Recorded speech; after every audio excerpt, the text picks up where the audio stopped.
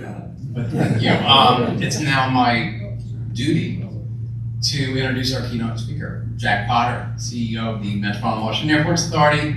I know Jack. I worked for him for 6 years. In a few bullets, native of the Bronx, undergrad in Fordham, Sloan Fellow at MIT, starting in '78 at the Postal Service and worked his way all the way up to the top, where he served as Postmaster General for 10 years, if I believe, if I'm correct. Yeah, joined MWAA in the summer of 2011. I was in the room. This is my one little story.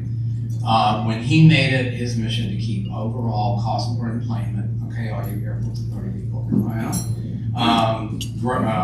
low, and man did he, from $26 per passenger back in 2014 to about $11 in 2025. So thank you, Jack, everybody.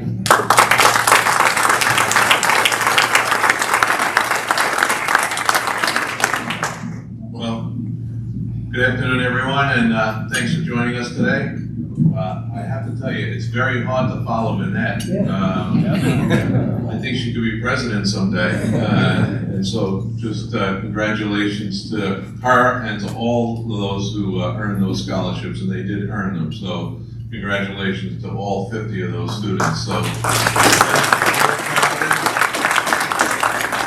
thank you for your contributions. You know, you take those chances and help us earn money, and we do the race on the runway and a whole lot of things to help build that scholarship fund. So thanks everyone in this room who helps make that happen. So today I'm going to give you the kind of the annual update and talk a little bit about where we are in the Metropolitan Washington Airports Authority.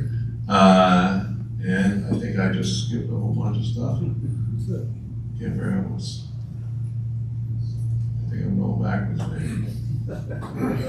There we go. Okay, so I don't think you can talk about an update of where we are without first talking about the fact that we did have that tragic accident on January 29th of 2025, and it really was a tragic accident. And it's the one thing, if you're running an airport, you hope never happens on your watch.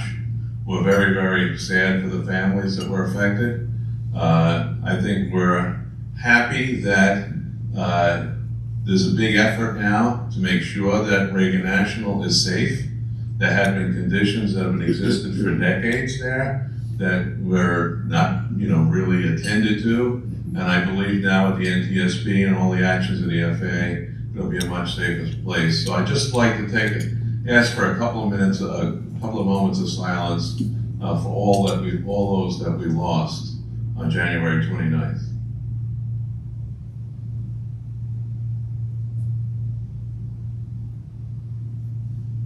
Thank you very much. Okay, so our job, the Airports Authority, is to serve the traveling public and promote economic growth throughout the metropolitan Washington area. And so, Virginia, DC, Maryland, our job is to contribute to those economies. We do it in many ways, but the biggest way that we do it is by having as many flights into and out of this area as possible, and try and make sure that we help attract companies, help attract tourism, and help make the quality of life in this metropolitan area for those who live here fantastic, because they have options to fly all over the world and all over the country and take advantage of the opportunities for great vacations. And so we're very proud of some of the awards that we've been getting. We're at J.D. Power, we're the highest United hub in the United States. For DCA, we're the highest ranked American hub in the United States. IAD are in the top 10 of the most on-time airports in the country. And we were the second best airport in the country and 11th best in the world by Air Health. So there are a lot of recognition. And the folks that are doing that, by the way, are not me. It's the folks who work for MWAA who, from bottom to top, who do a great job. And all the folks who are on campus.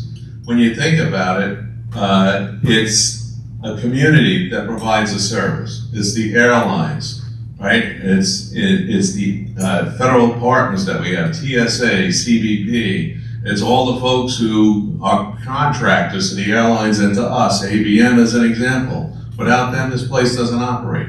And so it's a community. There are over 50,000 people who work on our two campuses. So it's a big, huge community of folks who get the job done and deserve those accolades. Now, at both airports last year, we set records. Records for the most passengers we've ever had. And you can see that, we're very, very proud of that. International passengers hit a new record of over 10 million. We have over 50 airlines out here at Dulles Airport. United leads the way, obviously with 2/3 of our passengers, but all signs are good going into this year, and we were very, very fortunate that we were able to climb out of COVID the way we were. A lot of federal help, a lot of working with the airlines, and we, did our job to make it, profitable for them to get here and continue to grow. When you look at the change in passengers year over year, and this is 24 versus 23, at Dulles we were at 7%, at DCA about 3%, so we're in very, very strong position. In 24, we had a record year for new service, 10 airlines, 27 routes, an additional 1 million seats. All good, all positive, moving in the right direction. But we do have an issue this year at Dulles, at Reagan only. At Dulles, we're up, if you look at TSA screenings, we're up about 10%.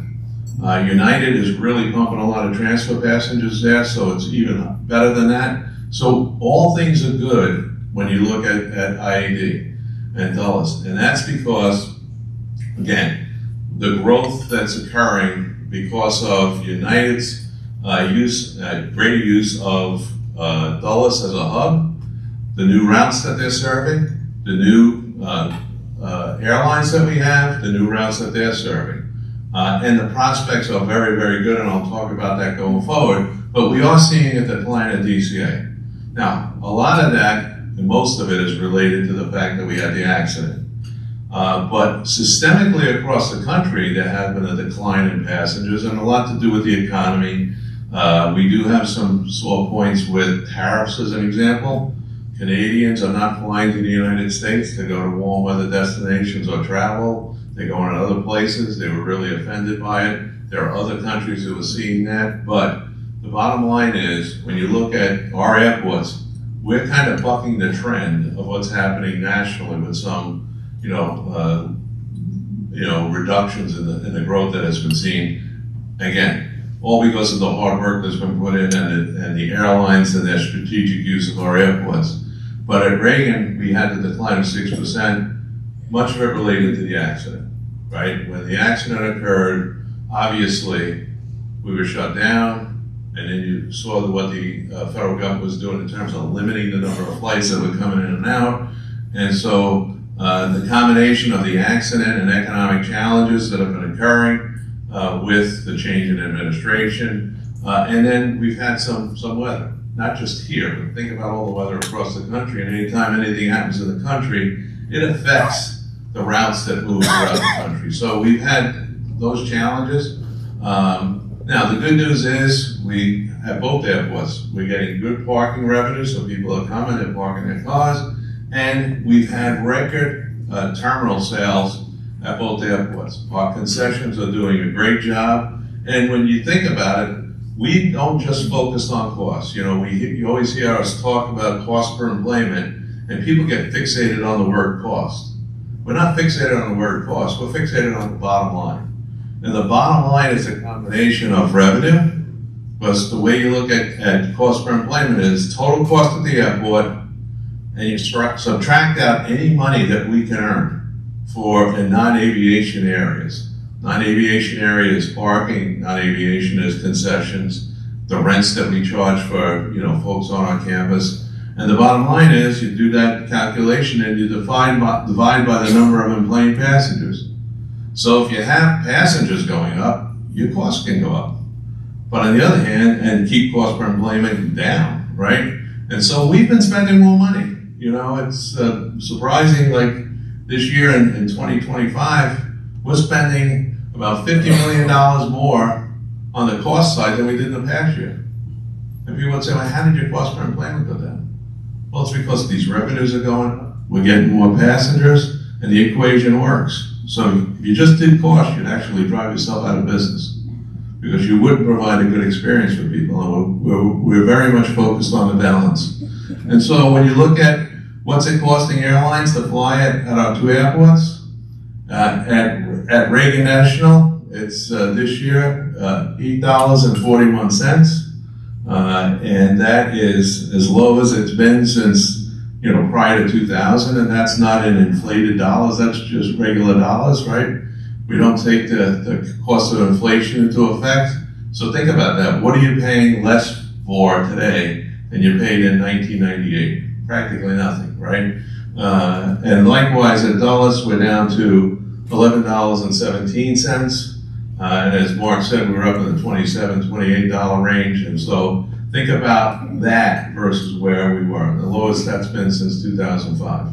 Now, again, that's a combination of everything. Everyone takes credit for that because it's revenue, it's new, increased passengers, better use of the facilities that we have, and it's us keeping our costs under control and making sure that it's there for them.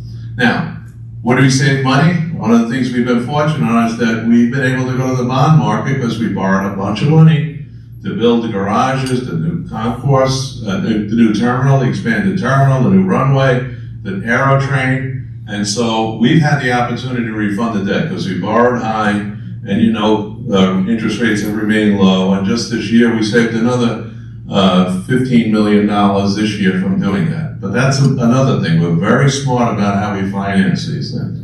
I talked about concessions. We have 11 that were in development this year.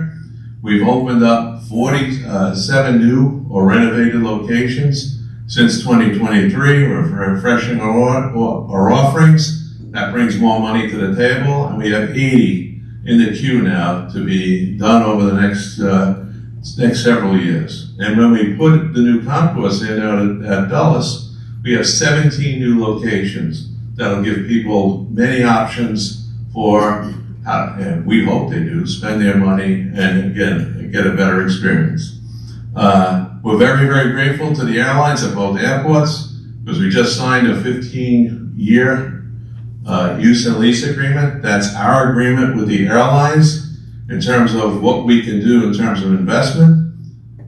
15 years is important because when you sign a use and lease agreement, the airlines are making a commitment that they'll have our back for 15 years and they'll support the investments that have been made. And that's a huge, huge thing to have happen. They are saying we'll be here for 15 years. And the vast majority of airlines have signed up to this agreement. And you can see what we have. We have $9 billion in this plan, buildings, roads, parking facilities. Most important, airfield facilities. So again, huge changes are coming. So some of the things that we're experiencing, the difficulties we're experiencing with growth, like roadways, we're going to pump some money in there, we're going to fix them.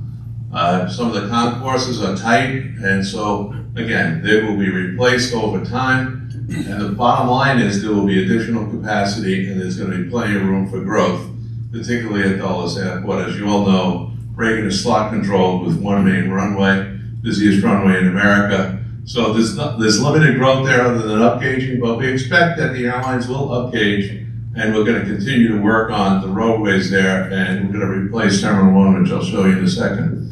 At Dulles, the key projects are replacing the CD gates, which CD is right here.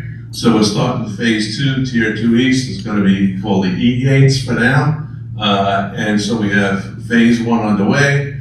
And beyond that, we're going to build out the AB concourse where we have the regional gates. They'll become contact gates. We're going to have a connector between the main terminal and AB. That will provide the opportunity for additional gates, but more importantly, we'll be able to move the International Arrivals building into that facility, and it'll be much easier for people to get into and out of customs going forward, including an FIS. So again, many plans going forward, and again, the reason we're able to do that is because the airlines have confidence in the future use of our airports, and it's strategically and advantageous for them to grow here. Tier 2 East Concourse is under construction. Anyone who's been out on the CD Concourse, out on the field, you can see that we're well along there. Opening September of 2026. It's indelibly in everybody's head. That's the date we're going for. There's no backup lights. Heads are down and we're moving forward. We're planning for phase 2 already. In fact, there's a meeting later this afternoon to kind of finalize the details on phase 2. The phase 2 will add 22 narrow gates or 11 wide body gates. It's going to have an FIS, that's the customs facilities that are out on the field that enable people to transfer without coming into the terminal.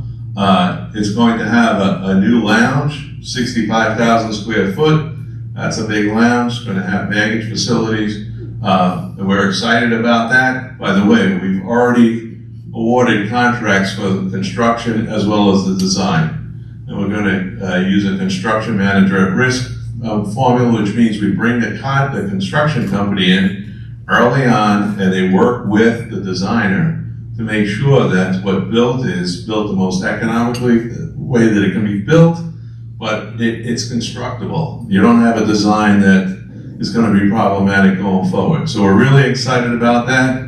We're already in, very, very heavy negotiations with United to make sure that what we are building and designing for meets their needs. But we're also going to try and lock in on that design as quickly as possible, because the more changes you make along the way, the costlier it is. So, and cost time as well. So again, that's underway. At Reagan, we're going to eliminate or rebuild Terminal 1. Terminal 1 is the banjo that everyone knows is literally out of date.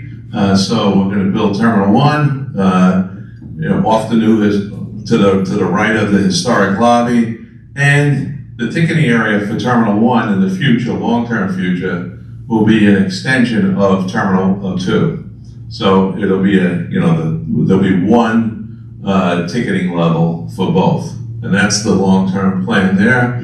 We do have a modular parking deck under construction right now at Reagan National. It is causing a parking challenge since we've lost about 1,100 spaces, 1,200 spaces. So you might make a reservation before you come to the airport. That's because we want to make sure when you get there, parking's available for you. But bottom line is we haven't run out of parking yet. Our messaging is working, and we want to make sure that this is not causing a major inconvenience for people. And so far it hasn't. Use Metro. You can get onto our campus on or off, in line with what Phil said. Use Metro to get to DCA, okay, while we're building this garage. We are very excited about the Silver Line. We've had over 3 million passengers here at Dulles Airport since it's open. We're excited about the new Tap Ride and Go feature that they have. Think about it, you get off a plane from anywhere in the country or the world, and then you have to you'd say, I want to take transit.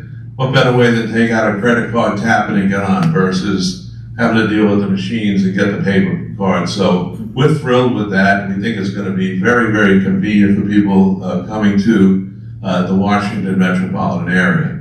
We're very, proud of our sustainability accomplishments, whether that's a green concession program. I just signed a bunch of certificates for folks because our concessions enter into a green concession program, which basically says they're doing things environmentally correctly. We have 103 charging ports that were installed at IED. We have new stations to secure and charge electric bicycles. And Dominion Energy is constructing a 100 megawatt electric production and storage project out of Dulles. And you see it as you fly out. So I call it a solar farm, but I don't think you're allowed to use that term. But that's the term I use. And with that, by the way, we're not charging them rent in the traditional sense for the land. What we did was we got environmentally friendly product in line. So we're getting electric vehicles, electric trucks, we're getting solar panels for some of our buildings. And so this was truly an effort to try and make our contribution to sustainability in a very broad way. Now, there are challenges ahead. Let's face it, we all know what's going on with economic uncertainty right now. Every day you get up is, what's the price of oil? You know, it's been flip-flopping all over the place. Policies are all over the place, tariffs, uncertainty going forward. So we're being very pragmatic about everything that's in front of us, but certainly we haven't lost the fact that this uncertainty exists. We are concerned about, and we'll always work very hard, and we want to thank Loudoun County for their cooperation when it comes to protecting our airports with zoning and with building heights. We have some issues down at DCA along those lines. And so it's very, very important that we work as closely as we can with the communities when it comes to zoning and when it comes to construction to make sure that we're not putting people, housing, folks who buy new housing here in jeopardy of the hearing or just an uncomfortable way to live. And we want to continue to work very, very closely with you. We have been concerned about custom staffing with some of the border issues. Thank God, we kind of seem to have moved past it. We're very fortunate that we're all as a community, the aviation community, working hard with the federal government. They put some good money in there to hire another 5,000 additional CBP agents. We're hoping that that's sustained in the budget going forward, but it's something that we have to keep an eye on. We are concerned that there are long waits for international visas in other countries, and that obviously puts the brakes on people coming to the United States, and it affects us. And then our congested roadways are just an issue in general, and we own a few on our airports. So in general, those are the things that we're kind of very concerned about. We're going to continue to monitor going forward. But the bottom line is, we're in good shape. Just, take that to mind. Now, in terms of noise, we, again, I don't want to belabor it, but again, we need to work together on this. You don't have an airport without noise, right? And the airlines have stepped up and they're working at both airports to do their part to try and figure out how, we can mitigate the noise, and particularly at Reagan National. It's get as high as you can, as fast as you can, to limit the noise. And we work with, the communities to try and figure out, and the FAA, to try and figure out, all right, how do we get to the point where, we're doing our part in mitigating the noise as best as possible. We're not going to close down the airport, that's for sure. But we also want to make sure we're looking forward and that we are, again, back to zoning and construction, that we're not putting people in harm's way. It's not as if, you can anticipate this noise is going to go away. And we're going to have a couple issues here going forward at Dulles. And I'll just tell you, because we're going to close the runway that's closest to Route 28. That's going to be closed for a period of time, a couple of years, while we have to reconstruct it. And so when that happens, we're going to have greater use of the other two runways, particularly the one out the west. So the folks that are used to today, where there's very few movements out there, are suddenly going to say, hey, there's a lot of action here, what happened? Well, nothing happened, though. There's going to be no additional flights. It's just going to be which runways are used. And then the folks on the east side of the airport, they're going to get used to that runway being closed, and then when we reopen it, it's going to be another round. So this is just kind of the cycle that we go through.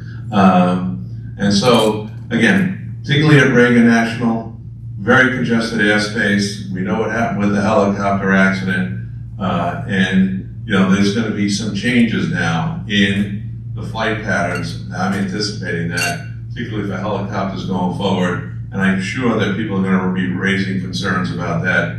They're all safety related, and again, but just something we have to stay close to each other and work together on going forward.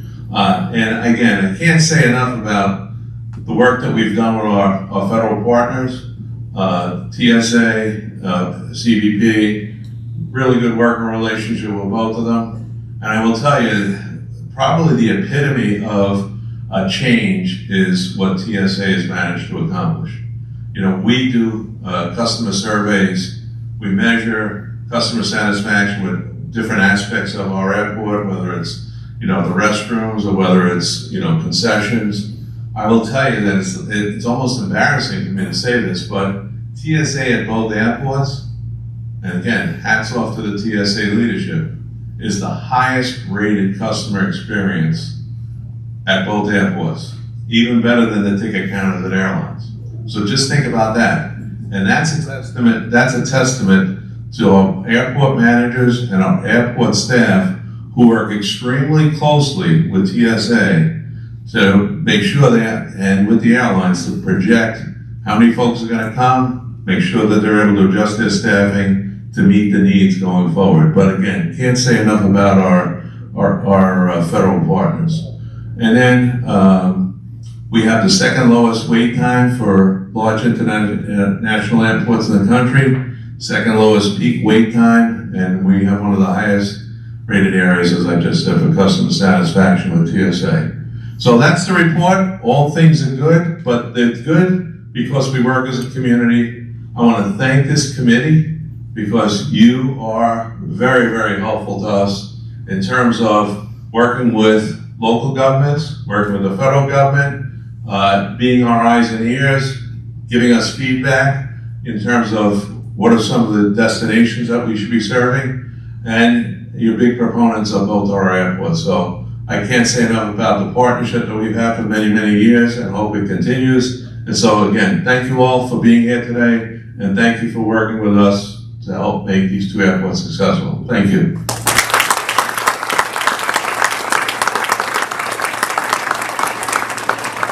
Okay, are there any questions? You said we have a couple minutes. Anyone has a question?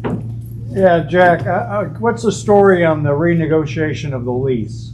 Okay, the story of the renegotiation on the lease is that we had a very successful renegotiation on the lease. Yes, that's what I want to hear. So the lease that we have with the federal government was extended it had been through 2067. We've extended that lease through 2100. And we also were able to get provisions in that lease that would enable us to have real estate contracts up to 99 years with the approval of the Secretary of Transportation. So when we look at things like major hotel investment on this campus, or major investment in some of the properties that we have, like along our borders, that don't have an airport nexus as far as the eye can see, being able to do some commercial development there, we've kind of opened the door for that. And in the real estate world, a 99-year lease is looked at upon as a bank as the equivalent of owning the land. So we had a very, very successful negotiation. Now there is an issue that's on the table, and that's what is the rent that we pay? Well, the rent was originally pegged at $3 million, and with an escalator back in '85, it's up to like $7.5 million. There's in the new, the big beautiful bill, there's a provision that would have it go to double the rent from $7,500 to $15 million with a renegotiation of the rent in 10 years. So we're working hard to try and make sure that we educate folks, because we can't lobby, but educate folks about that provision and some of the impacts that it will have. And it's not positive, obviously. Sounds like a retrade. Yeah, so we just have to be careful about that. Okay? Amen. Any other question? Yes? I was just curious, because I don't see it represented up there at all, about the cargo capacity and how much revenue it actually brings to the airport. Okay, cargo, the question was cargo and how much rent does cargo bring to the authority. Cargo brings revenue to the authority in two ways. Cargo is in the belly of a plane, or in very rare case do we have a dedicated cargo carrier, but we have, you pay by landed weight, so we get money for any weight that's in a plane. We get some revenues from that. And then we have facilities that you see along that hangar line that we have on the west side. We get $18 million in revenue from that a year. And we know that we believe that there are cargo opportunities above and beyond that. And we're working very hard with the Virginia Economic Development Program, is it VEP? Partnership, Virginia Economic Development Partnership, and to explore additional opportunities there. Anyone else? Jack, if there's nobody else going, I just want to, my last comment, I want to take this opportunity to thank you and MWAA for providing space for us, given the fact that CFD was having to move out of its space where we were for many years over by the Sterling Costco. So being across... Kate Hanley did not hear that. Thank you very much.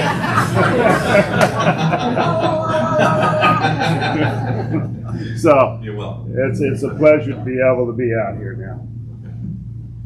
Anybody else? I can't wait for the raffle, right? So, okay, let me get out of the way. Thank you.